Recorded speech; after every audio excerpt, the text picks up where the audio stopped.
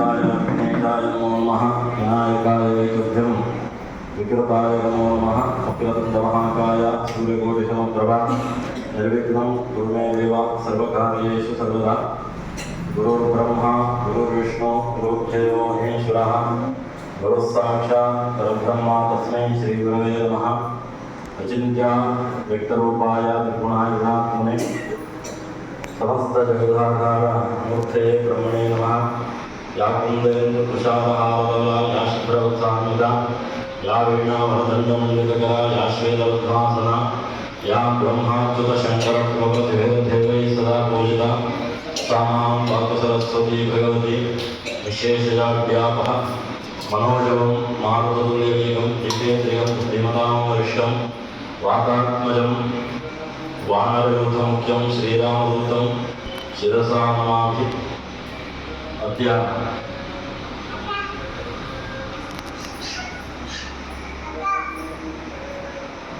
विश्वावसु नामसंवत्सरस्य उत्तरायणे वसन्तऋतौ चैत्रमासे शुक्ले पक्षे प्रतिपद्यायां तिथौ वासरस्तु भानुवासरे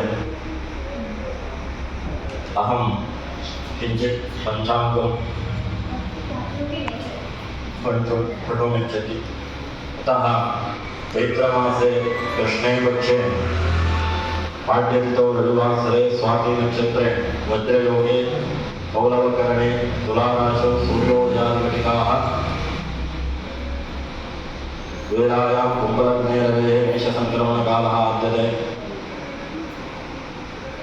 चाल्पा वृष्टिः स्यात् इति वारफलं पीड्यन्ते नटनर्तकाः इति कालफलं घोरायां शस्त्रजम्भव इति नामफलं तिलतैललेपिताः गङ्गानद्यां स्नात्वा विचित्रवस्त्रधरा रजताभरणभूषिता चन्दन गन्धलेपिता बकुळा पुष्पालङ्कृताः प्रियङ्गु अक्षतधरा आम्रप्रात्रे भक्ष्यं भुक्त्वा चूतफलाधराः वराहोपरिनिविष्टाः जीर्णचक्रधरा अलसी आयुधधरा मृदङ्गवाद्यघोषिताः वैश्यिणी परिवृताः लज्जामुखी उदग्दिशागोप्य नैऋत्यादिशमालोक्य याम्यामुखीयौ अष्टबाहुश्चतुर्वक्त्रा बिम्बोष्टोत्तरङ्गनासिकाः ऊर्ध्वगिरिशिरोपाङ्गी सङ्क्रान्ति पुरुषाकृतिः यानि यानि च वस्तूनि सङ्क्रान्ति स्वीकरोति च तत्तन्नर्घमोपानशक्तयः वेदिताः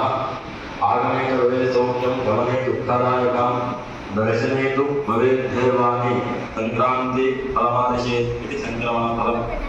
ಈ ವರ್ಷ ಗೋರಾಯನ ಹೆಸರಿನ ಕಾಲಪುರುಷನು ಚೈತ್ರ ಕೃಷ್ಣ ಪಾಡ್ಯ ರವಿವಾರ ರಾತ್ರಿ ಗಂಟೆ 3:22ಕ್ಕೆ ಮೇಷ ಸಂಕ್ರಾಂತಿಯನ್ನು ಪ್ರವೇಶಿಸುವನು. ನಾವು ಈಗ ಮೀನ ರಾಶಿಯಲ್ಲಿ ಇರುವಂತಹದ್ದು. ಅದೇ ರೀತಿಯಾಗಿ ಸಂಕ್ರಾಂತಿ ಫಲ ಅಂತ ಹೇಳುವಂತಹದ್ದು ನಮಗೆ ಸಂಕ್ರಮಣ ಫಲ ಅಂತಂದರೆ ಈಗ ಇವತ್ತು ಸಂವತ್ಸರ ಫಲ ಪ್ರಾರಂಭವಾಗಿದೆ.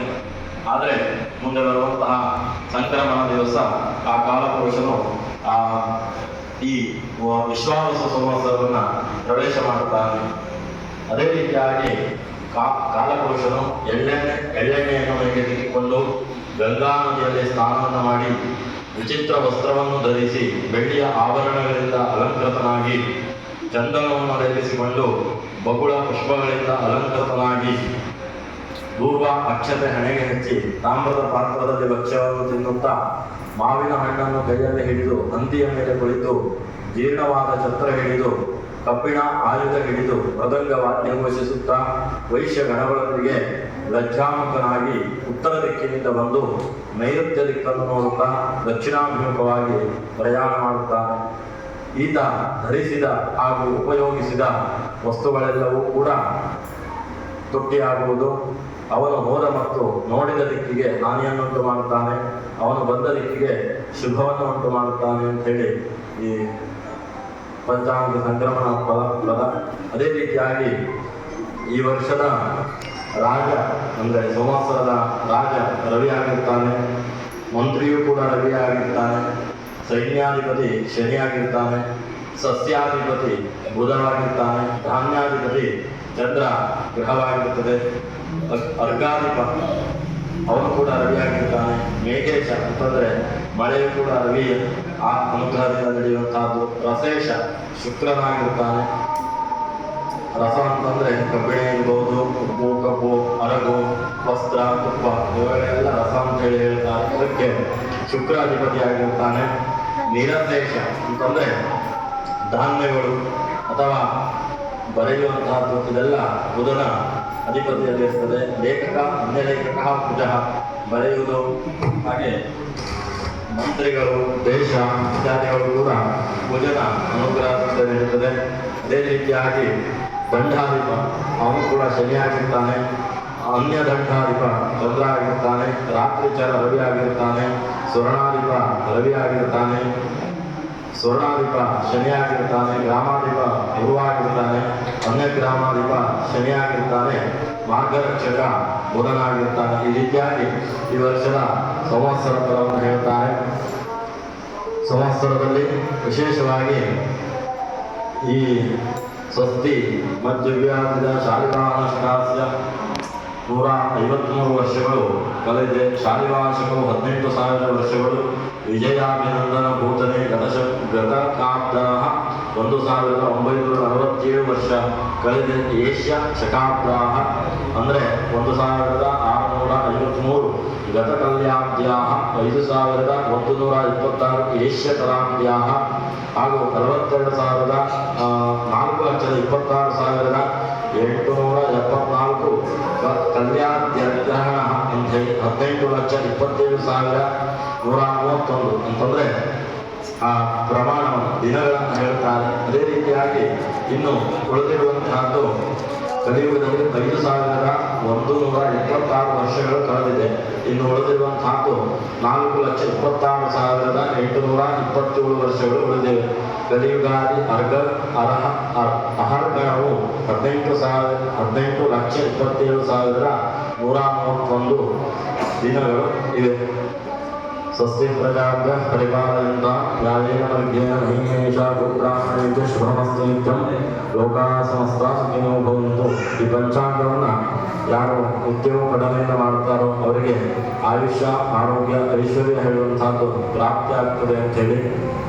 ಪಂಚಾಂಗ ಅಂತಂದರೆ 5 ರೀತಿಯಾಗಿರತಕ್ಕಂಥದ್ದು. ಪಂಚ ಅಂಗ ತಿಥಿ, ವಾರ, ನಕ್ಷತ್ರ, ಯೋಗಕರ ಇವು 5 ಸರಿಯಾಗಿದ್ದರೆ ಅದಕ್ಕೆ ಪಂಚಾಂಗ ಅಂತ ಹೇಳಿ ಹೇಳಲ್ಪಡ್ತದೆ.